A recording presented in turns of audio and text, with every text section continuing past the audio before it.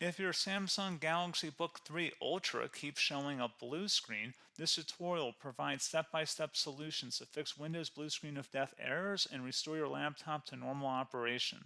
So while you're performing updates, you're getting an IRQR not less or equal message, K-mode exception not handled, kernel data in page error, a lot of errors pertain to this problem, and we're going to go ahead and jump into what should hopefully be a pretty straightforward process, guys, and we're going to go ahead and jump right into it. So first thing I'd recommend doing would be to actually go ahead and boot to the troubleshooting utility on Windows 11. So if you do a hard power off 3 times in a row, Windows should automatically attempt to launch the starter prepare utility. And if it doesn't find anything, it will give you the option to select advanced settings, in which case it will take you to a screen that looks like this. Now, if it does not take you to a screen that looks like this, or you're unable to get to that, you can also download the Windows 10 Media Creation Utility, or Windows 11. They probably will make a creation utility for Windows 11 at some point. And it doesn't really matter, you can actually run the Windows 10 utility on Windows 11 as far as I'm aware. And you should be able to run the troubleshooting utilities built in within it. So you just would go ahead and download it to an ISO file and then burn it to a DVD or USB. It'd have to be about 4 gigabytes or more. It couldn't be a small USB flash drive, and it couldn't be a CD. It'd have to be a DVD. And then you'd boot your computer from it. So depending on the computer manufacturer, you'd have to tap a different key on your keyboard in order to launch that menu, in order to select what boot drive you want to go off of. So it could be anything between the escape key, F2, F8, F12, for example. And those are the function keys on the top of your keyboard. So you may have to just do a little bit of trial and error. Shouldn't take you more than a couple minutes. Googling it would probably be best before you even begin. But anyway, we're ready to go ahead and jump right into it. So we're on the choose an option page. So these will look very similar whether you're booting from it directly within Windows itself, or if you're plugged in a USB flash drive with the media creation utility installed and you selected the recovery option. So when you are setting up your Windows 11 installation or Windows 10, depending on the drive you're using, there should be an option to repair your computer in the bottom left corner of the dialog window, one of the first screens that comes up. You go ahead and select that, and then it would take you to a troubleshooting screen like you see here. And you want to go ahead and select troubleshoot, reset your PC, or see advanced options. And then there are going to be a whole bunch of options in here that we're going to explore in today's video. The first one, we're going to actually go underneath advanced options, and then select startup prepare, fix problems that keep Windows from loading. So go ahead and select that first.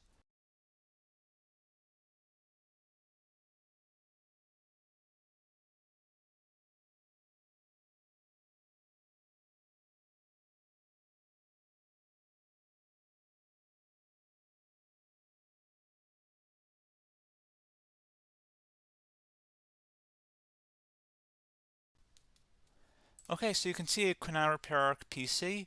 That was our first option we could try. Something else, if we go back into advanced options here, and then select troubleshoot, we're going to go underneath advanced options again.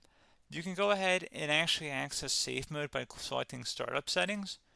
And then if you select the restart button, you have the option on the screen select safe mode with networking, which will give you a key on the screen. It'll tell you which key to press to enter that.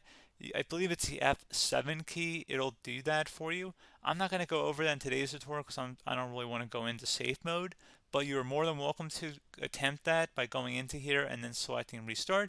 Again, it'll launch another screen. It'll say what key do you want to press, and it'll give you like 7 or 8 different options, and you want to select safe mode with networking.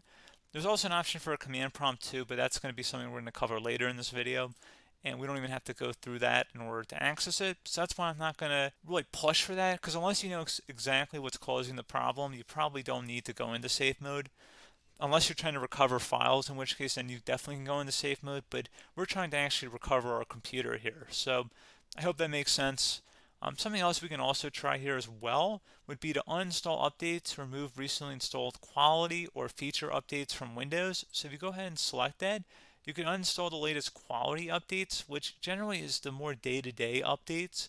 Feature updates are the less regularly released ones, like the big ones.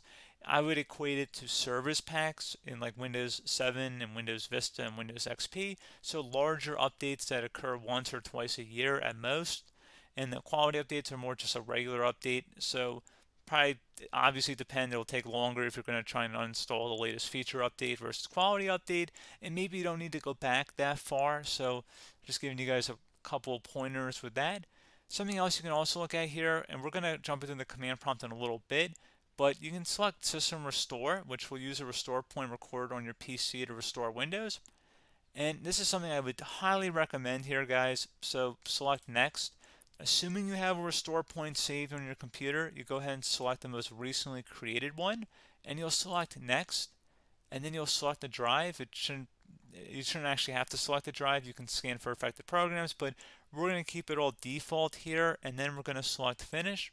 So once started, System Restore cannot be interrupted. Do you want to continue?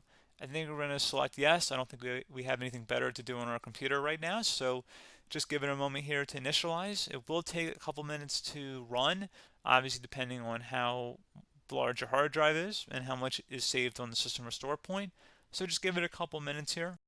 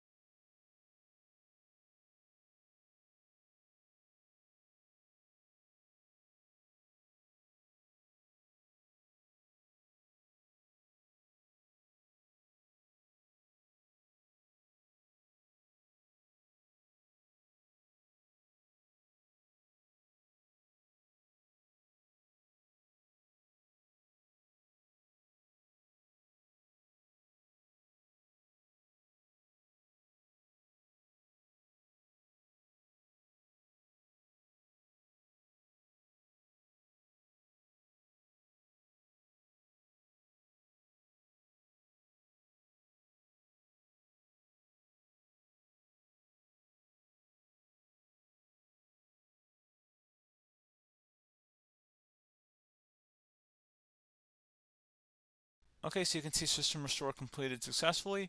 The system has been restored. Your documents have not been affected. Click the Restart button to restart your computer. Go ahead and select Restart.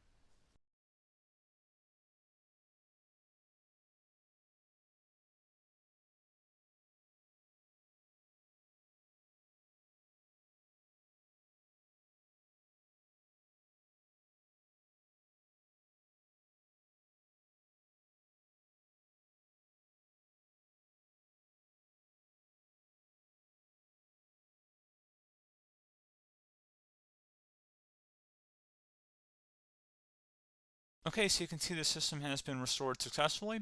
We're going to go over a couple different methods in addition to that if that did not work. So I'm just going to pause the video and we're going to start back on the recovery screen that we started with. Okay, so a couple other things we can try here too. If you go back into troubleshoot, you can select reset your PC, let you choose to keep or remove your personal files and then reinstalls Windows.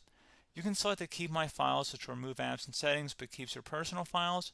You can also select remove everything, which will remove all of your personal files, apps, and settings. So this is more of a factory reset, the second option here. First option, it should not delete all of your personal files. However, it will pretty much clear most of your programs, and keep in mind, there's no guarantee that your information, number one, is even still available and easily recoverable on your computer to the point that you actually would be able to recover anything. And the second point is that there's always a chance that it won't actually recover and it will just do a factory reset anyway. So there's no guarantee that actually would keep your files anyway. So I would recommend trying to get a recovery tool and backing that up first before selecting it anyway.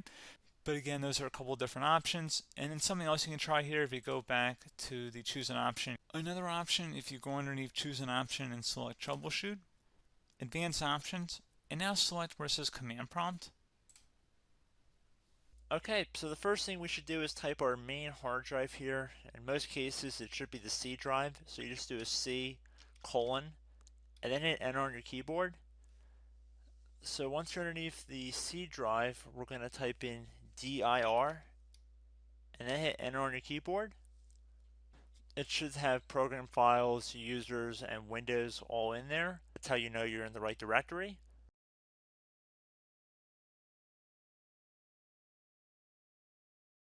In some cases, it might be the D drive as well, so just keep that in mind.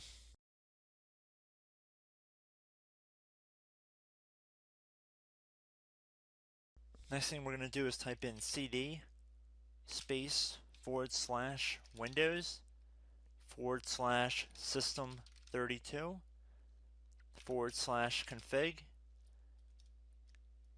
and then you're going to hit enter on your keyboard.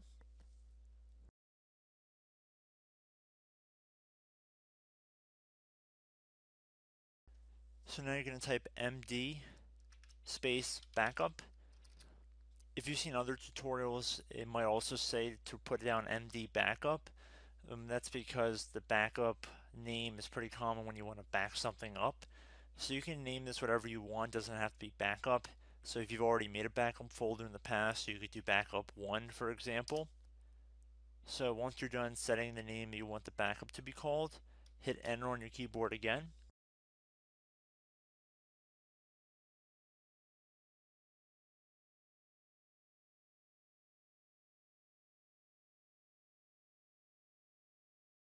At this point you want to type copy, C-O-P-Y, space, then you want to do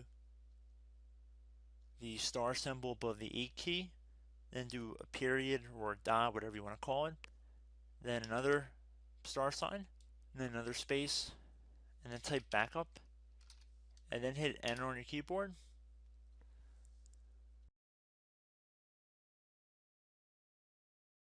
Now you want to type cd reg back, REG BACK, and then hit enter on your keyboard.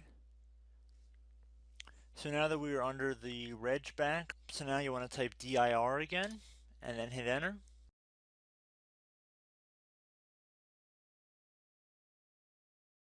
So now at this point we're going to type copy again. So copy, space, star sign, dot, another star sign, space, and then 2 dots. So we're going to type copy, space, star sign, dot, sign, star sign, dot, dot, and then hit enter on your keyboard again. So for overwrite, you want to overwrite all. So type A on your keyboard, so capital A, and then hit enter on your keyboard.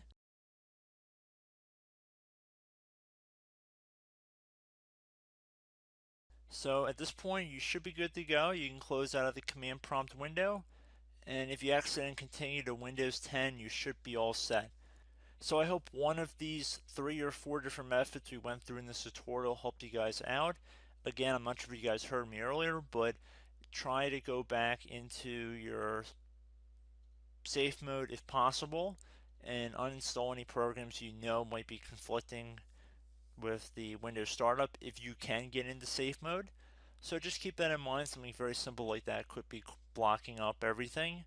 So again, I hope this tutorial helped you guys out, and I will catch you in the next tutorial. Goodbye.